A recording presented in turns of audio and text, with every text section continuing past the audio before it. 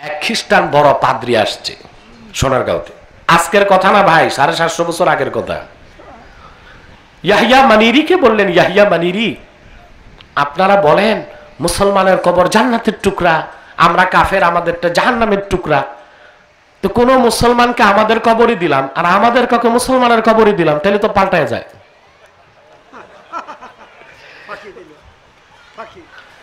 বলে এটার জবাব চাও? তিনি বললেন কি জবাব চাও, টেকনিক্যাল না প্র্যাকটিক্যাল? আর খ্রিস্টান পাদ্রী কয় প্র্যাকটিক্যাল, টেকনিক্যাল চাই না। হাজরা শরফুদ্দিন ইয়াহিয়া মানিরি ওনার জুব্বাটা খুললেন, পাদ্রীকে বললেন তোমার জুব্বাটা খোলো। নিজের জুব্বার ভিতরে পাদ্রীর জুব্বা ঢুকাই দিল, পেঁচায়া বগলের মধ্যে চাপ দিল। কিছুক্ষণ পর জুব্বাটা ছেড়ে বললেন, পাদ্রী আমার জুব্বা আমারে দাও, তোমারটা তুমি নাও। পাদ্রী দেখে শরফুদ্দিন ইয়াহিয়া মানিরির জুব্বার একটা সুতাও কিছু হয় নাই, কিন্তু ভিতরে তার জুব্বা জ্বলে ছাই হয়ে গেছে। সুবহানাল্লাহ। হাজরত শরফুদ্দিন ইয়াহিয়া মানিরি তাকে দেখাই দিলেন, আমার জুব্বার ভিতরে তোমার জুব্বা জ্বলেছে, আমার জুব্বা কিচ্ছু হয় নাই। আমাদের মুসলমানের কবরে তোমারে দাফন করলো, কবর ঠিকই থাকবে, তুমি জ্বলে ছাই।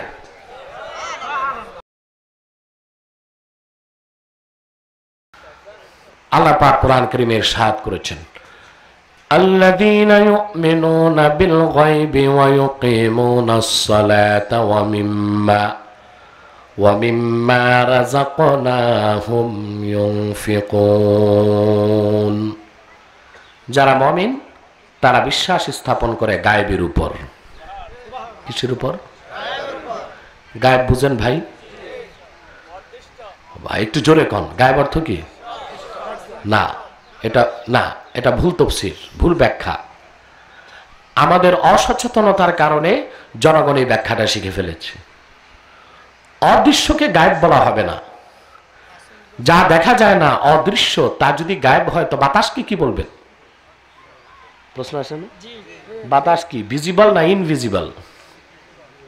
দৃশ্যমান না অদৃশ্য? তো অদৃশ্যকে যদি গায়েব বলা হয় তো বাতাসকে গায়েব বলতে হবে। বাতাস যদি গায়েব হয় তো চামড়ায় লাগে কি নাকে ঢুকে কি? তাহলে বোঝা যায় বাতাসকে গায়েব বলা যাবে না, অদৃশ্যকে গায়েব বলা যায় না। ইমাম খাজেন গায়েবের ব্যাখ্যা করেছেন, আল গায়বু মা গাবান হাওয়াসিল খামসা, প্রত্যেক সেই জিনিস তার দূরে হোক আর কাছে হোক, দৃশ্যমান হোক আর অদৃশ্য হোক, মানুষের পঞ্চ ইন্দ্রিয় যে জিনিসকে ধরতে পারে না, দেখতে পারে না, ছুঁইতে পারে না, পঞ্চ ইন্দ্রিয় থেকে দূরে যে জিনিস তাকে বলা হয় গায়েব। তাকে বলা হয়, যেমন সূর্যটা আমাদের মাটি থেকে 9,30,00,000 মাইল দূরে। কত? 15 কোটি কিলোমিটার, 9,30,00,000 মাইল। আলোর গতি সেকেন্ডে 1,86,000 মাইল। এর জন্য সূর্য থেকে পৃথিবীতে আলো আসতে টাইম লাগে 8 মিনিট 20 সেকেন্ড। কত? কত দূরে বার চিন্তা করে, আলোর গতি সেকেন্ডে কত? 1,86,000 মাইল। 1 সেকেন্ডের 10 ভাগের 1 ভাগ সময়ে আলো পৃথিবীর এক প্রান্ত থেকে আরেক প্রান্তে চলে যাবে, কিন্তু সেই আলো সূর্য থেকে আসতে লাগে 8 মিনিট 20 সেকেন্ড। এত দূরের সূর্যটা কি গায়েব? আমাদের দুইটা ইন্দ্রিয় ধরেছে, চামড়া, চক্ষু, ঠিক না? অথচ ভাইরা 3.5 হাত নিচের কবরটা গায়েব। ওখানে সুখ আছে, শান্তি আছে, আছে কিনা? তর্জন আছে, গর্জন আছে, কিন্তু তা দেখা যায় না, শোনা যায় না, বোঝা যায় না। গর্জন আছে না নাই? বিজ্ঞান এটাকে বিশ্বাস করে না, কারণ বিজ্ঞান মানে অজ্ঞান, নাবালেক। কোরআনের কাছে বিজ্ঞান কি? শিশু বাচ্চা। বিজ্ঞান গায়েবকে খুঁজে পাবে না। কোরআন যেটা বলে, সুবহানাল্লাহ, গায়েবের কথা, তা তো আনলিমিটেড, অসীম। বিজ্ঞান হলো লিমিটেড, সসীম। সসীম দিয়ে অসীমকে পাওয়া যায় না, অসীম দিয়ে সসীমকে পাওয়া যায়? কথা বলেন। অসীম দিয়ে সসীমকে খোঁজা যায়, সসীম দিয়ে অসীমকে খোঁজা যায় না, ঠিক কিনা? আপনার বঙ্গোপসাগরের পানি আপনার এই সামনের পুকুরে ভরা যাবে? পুকুরের পানি সবটা, ঠিক কিনা? আরে ভাই, কোরআন তো অসীম, আর বিজ্ঞান দর্শন হলো সসীম। আমি তার একটা উদাহরণ দিচ্ছি। বিজ্ঞান দর্শন যত জ্ঞান অর্জন করে, এই কথাগুলো ভাই বুঝেন? বুড়া মানুষ বলতেছে, হুজুর এগুলো কি কয়? হুজুরের কি মাথা হ্যাং হইল কিনা? বুঝতেছেন তো? আমরা বিজ্ঞান ভক্ত হব না, কোরআন ভক্ত হব। বিজ্ঞান দিয়ে কোরআনকে জাস্টিফাই করা যায় না, কোরআন দিয়ে বিজ্ঞানকে জাস্টিফাই করতে হবে, ঠিক কিনা?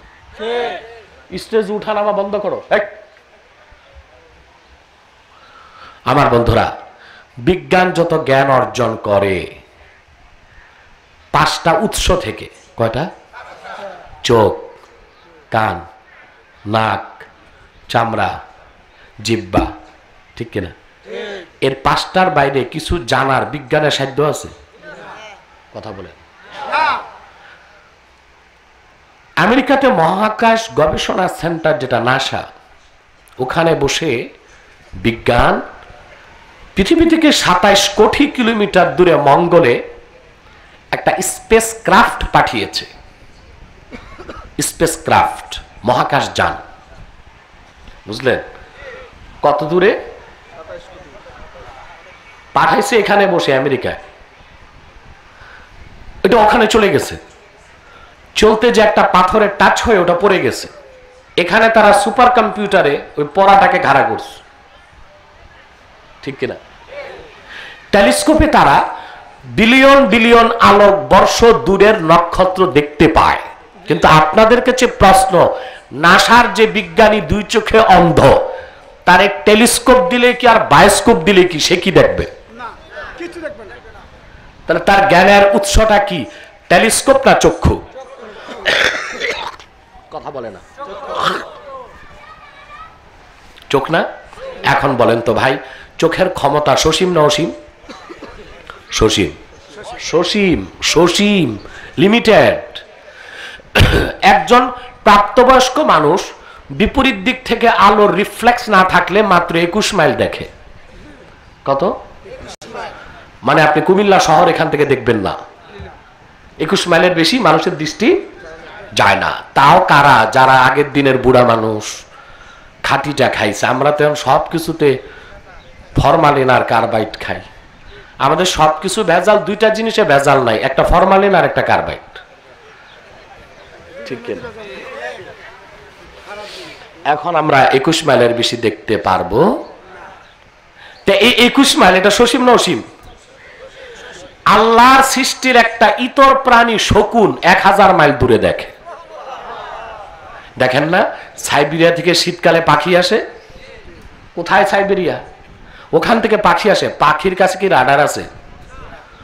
অক্ষাংশ, দ্রাঘিমাংশ পাখি বুঝে, জিপিআরএস বুঝে? কথা বলেন। এই যে আমি কপ্টারে এসেছি বা প্লেন চলে, তারা সর্বক্ষণ এটিসি, এয়ার ট্রাফিক কন্ট্রোলের সাথে যোগাযোগ রাখে। কোথায় যাবে, কয় ফুট উপরে, কয় ফুট নিচে। এত শিক্ষিত মানুষগুলো এয়ারক্রাফটে বসে, রাডার থাকে, এটিসি থাকে, দ্রাঘিমাংশ, অক্ষাংশ সবকিছু জানার পর প্লেন ক্র্যাশ হয়, হেলিকপ্টার ক্র্যাশ হয়। লো ভিজিবিলিটিতে চলতে পারে না, প্লেনও না, হেলিকপ্টারও না। প্রচন্ড কুয়াশা, এয়ারপোর্টে নামতে যায়, রানওয়েতে না নামায় খ্যাতি নামায় দেয়। কিন্তু চিন্তা করেন, কোথায় সাইবেরিয়া, ওখান থেকে পাখিগুলো হাজার হাজার মাইল পথ পাড়ি দিয়ে বাংলাদেশে এসে বিভিন্ন খালে বিলে তাজা মাছগুলো খায়, পেটটা ভরে, আবার গরমকালের আপন দেশে ফিরে যায়। তাহলে ওর টেকনোলজি আমাদের চেয়ে বেশি না কম? ওর টেকনোলজি বিজ্ঞান থেকে বেশি না কম? তা বিজ্ঞান অসীম না সসীম? সসীম। কোরআন? এই জন্য বিজ্ঞান দিয়ে কোরআন যাচাই হবে না, কোরআন দিয়ে বিজ্ঞান যাচাই হবে। কবরের নিচে আযাব হয়, গজব হয়, তর্জন হয়, গর্জন হয়, সুখ আছে, শান্তি আছে, সব আছে, আমরা দেখি না কারণ এটা গায়েব। গায়েব মানে যা দেখা যাবে না, শোনা না যাবে না, অনুমান করা যাবে না, অনুভব করা যাবে না, ঠিক কি না? কবরের নিচে তর্জন গর্জন হয় না? আল্লাহর হাবিব ইরশাদ করেছেন, মানুষকে যখন কবরে দাফন করা হয়, সুয়াল জবাবের সঙ্গে সঙ্গে আল্লাহর হুকুমে মাটি একটা চাপ দেয় ডান দিক থেকে, আরেকটি চাপ দেয় বাম দিক থেকে, হাড্ডিগুলো চুরমার হয়ে বাম দিকে চলে যায়। মানুষটা এমন জোরে চিৎকার দেয়, আমার নূর নবী বলেছেন সবাই শুনতে পায়, শুধু শোনে না জিন আর মানুষ। এত জোরে মানুষটা কবরে চিৎকার দেয়। রাসূলুল্লাহ বলেছেন দুনিয়ার পূবে পশ্চিমে আবার চলে যায়, শুধু শুনবে না জিন আর মানুষ, কারণ কবরের আযাব গায়েব, আর গায়েবটা জিনও দেখবে না, শুনবে না, মানুষও দেখবে না, শুনবে না, কারণ ঈমানটা হয় গায়েবের উপর। ঈমানটা হবে কথা বুঝতেছেন? এই কথা শুনে আম্মা জান আয়েশা রাদিয়াল্লাহু তাআলা আনহা কাঁদতে লাগলেন, হুজুর প্রত্যেকটা মানুষকে যদি কবর চাপ দেয় তো ঈমান এনে নামাজ পড়ে আমল করে লাভ কি? সবাইকে তো চাপ দিবে। প্রশ্নটা কি আমাদেরও না? একটু জোরে বলেন না। আমার নূর নবী জবাব দিলেন, আয়েশা আমার ঈমানদার নেক আমলওয়ালা উম্মতের জন্য কবর হবে কা উম্মতি শাফাকাতি ইয়াশকু আলাইহা ইবনুহা সাগীরুস সুদা। আমার ঈমানদার উম্মতের জন্য কবরের মাটি হবে দয়ালু মায়ের মতো। সুবহানাল্লাহ বলবেন। ছোট্ট সন্তান যেমন মাথা ব্যথা নিয়ে মায়ের কাছে এসে বলে, মা মাথায় প্রচন্ড ব্যথা, দয়ালু মা ছেলের মাথাটা বুকের মধ্যে রেখে আস্তে আস্তে দাবায় দেয়। ছেলে তখন চাপ খেয়ে কষ্ট পায় না, মজা পায়। মায়ের কোমল হাতের পরশে চাপের কারণে আরামের ঘুম ঘুমায় যায় মায়ের শীতল বুকে, এমন ঘুম ঘুমায় যায় শান্তিতে সে মাথা ব্যথা চলে যায়। রাসূলুল্লাহর হাদিসের মর্ম হলো ঈমানদারের জন্য কবর হবে দয়ালু মায়ের মতো। মাটি যখন তারে চাপ দিবে এমন আরামে ঘুমায় যাবে, ইসরাফিলের সিংহায় ফুঁক দেবার আগে আর তার ঘুম ভাঙবে না, ভাঙবে না। সুবহানাল্লাহ। আমরা কি ওইরকম একটা কবর বানাতে পারি ভাই? কথা বলেন। পারবো না? কেন পারবো না? আমরা তো নূর নবী মুহাম্মদ সাল্লাল্লাহু আলাইহি ওয়াসাল্লামের পেয়ারা উম্মত। আমরা ঈমানের সাথে যদি নেক আমল করতে পারি, আমাদের কবরটা হয়ে যাবে জান্নাতের বাগান। কবর আমাদের চাপ দিবে, আমরা মজা পাবো, আর কবর চাপ দিবে কাফের ব্যথা পাবে। সুবহানাল্লাহ বলবেন। ভাব দিতে বলবো ভাই। সব কবরের জগৎটা যে কি আমি ভাষায় প্রকাশ করতে পারবো না। আমার ছোট্ট অভিজ্ঞতা, আজকে 21 বছর যাবত আমি নূর নবী মুহাম্মদ সাল্লাল্লাহু আলাইহি ওয়াসাল্লামের গোলাম হিসেবে কোরআনের খেদমত করতেছি, দেশে দেশের বাইরে আলহামদুলিল্লাহ। আমার পড়াশোনায় আমি বুঝলাম আল্লাহর শ্রেষ্ঠ কুদরতের একটা হলো কবর। একটা কবরে একজন মুসলিম সাথে একটা খ্রিস্টান, মুসলমান একটা জান্নাত, খ্রিস্টান একটা জাহান্নাম। সুবহানাল্লাহ বলবেন। বড় অবাক করা বিষয় না? কথা বলে না। আমাদের একজন আকাবির ছিলেন শেখ আব্দুল হক মুহাদ্দিস দেহলভী রহমতুল্লাহ। তারও আগে বাংলাদেশের প্রাচীন রাজধানী সোনারগাঁ নাম শুনছেন? আপনি একটা ইতিহাস জানেন না, যুবকরা সোনারগাঁয়ে যে কি করে, ডিজে পার্টি করে, পিকনিক করে, ডেক ডেকচি চড়ায়, ওখানে যে আসল ইতিহাস খোঁজে না। আমরা ইতিহাসে পড়েছি সোনারগাঁওতে 3 টাকায় বলদ পাওয়া যেত ইসাকার আমলে, আরো আগে গিয়াসউদ্দিন বুলবনের আমলে, ঠিক কিনা? আর 8 আনায় 8 মণ চাউল। কত? সুবহানাল্লাহ। সে সোনারগাঁও এত বিখ্যাত নগরী কিভাবে হলো? হযরত শরফুদ্দীন ইয়াহইয়া মানিরি রাহমাতুল্লাহ এখন থেকে 750 বছর আগে আরব থেকে হাদিসের খেদমত এখানে নিয়ে এসেছিলেন। এই সোনারগাঁওতে ইরাক থেকে, মারাকেশ থেকে, জর্ডান থেকে ছাত্ররা আসতো তার কাছে হাদিস পড়তে। আমার দেশে সব ঐতিহ্য রক্ষা করা হয়, ইসলামের ঐতিহ্য রক্ষা করা হয় না। এটা একটা পোড়া কপালের লক্ষণ আমাদের জাতি হিসেবে, ঠিক কিনা? 750 বছর আগে এই সোনারগাঁওতে হাদিসের খেদমত চালু হয়েছে শরফুদ্দীন ইয়াহইয়া মানিরির মাধ্যমে। তখন সোনারগাঁও তো রাজধানী, তো ইউরোপ থেকে ব্যবসায়ীরা আসতো। কারা আসতো? এক খ্রিস্টান বড় পাদ্রী আসছে সোনারগাঁওতে। আজকের কথা না ভাই, 750 বছর আগের কথা। ইয়াহইয়া মানিরিকে বললেন, ইয়াহইয়া মানিরি, আপনারা বলেন মুসলমানের কবর জান্নাতের টুকরা, আমরা কাফের, আমাদেরটা জাহান্নামের টুকরা। তো কোন মুসলমানকে আমাদের কবরই দিলাম আর আমাদের কাউকে মুসলমানের কবরই দিলাম, তাহলে তো পাল্টায় যায়।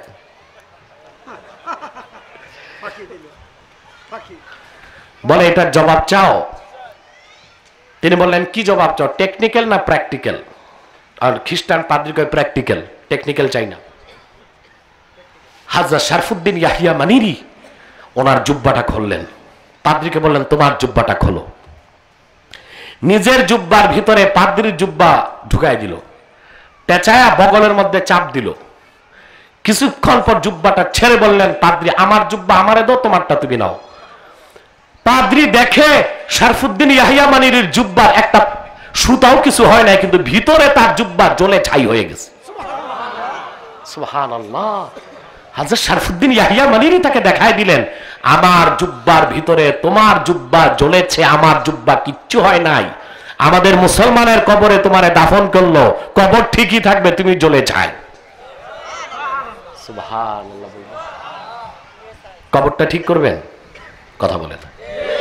কবরটা যেন সুখের হয়, ঠিক করবেন? নামাজ বাদ দিয়া, শিরক কুফর করে, পীরের সাজদা দিয়া, পীরের ছবি গলায় লটকায়, কথা বলেন, মাজারে সাজদা করে, কবরে সাজদা করে, শিরক কুফর করে, না ঈমানের সাথে? ঈমান আনতে হবে, 5 ওয়াক্ত নামাজ পড়তে হবে, আপনার কবরে কোনো আযাবই হবে না। তাহলে ইউমিনুনা বিল গায়বের একটা হলো মুমিনগণ গায়েবকে বিশ্বাস করবে। গায়েবের ব্যাখ্যাটা আমি দিলাম, ঠিক কিনা?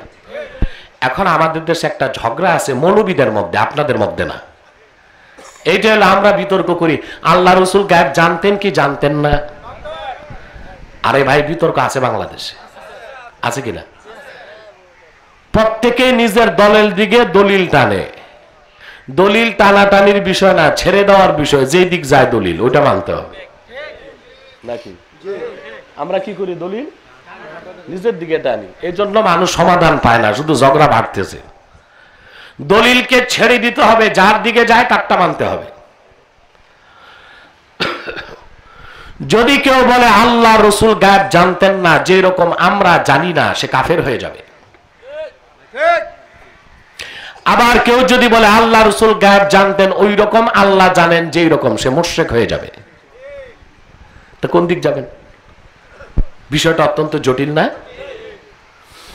তার মানে হলো তোমার আমার নিকট যেটা গায়েব, আল্লাহ রসুল মুহাম্মদ সাল্লাল্লাহু আলাইহি ওয়াসাল্লামের নিকট সেটা গায়েব ছিল না। তোমার আমার কাছে কবর গায়েব, জান্নাত গায়েব, জাহান্নাম গায়েব। আমার নূর নবীর কাছে একটাও গায়েব ছিল না। তুমি আমি কবর আযাব দেখি না, আমার রসুল তো দেখতে পেতেন। তাহলে আমরা আমাদের কাছে যেটা গায়েব, রসুল্লাহর কাছে সেটা গায়েব ছিল না। রসুল্লাহর নিকট যেটা গায়েব ছিল, আল্লাহর কাছে সেটা গায়েব নয়। সমাধান পাইছেন? কথা বলে না। শিরকও নাই, কুফরও নাই। এটি তো আহলে সুন্নাত ওয়াল জামাতের আকীদা।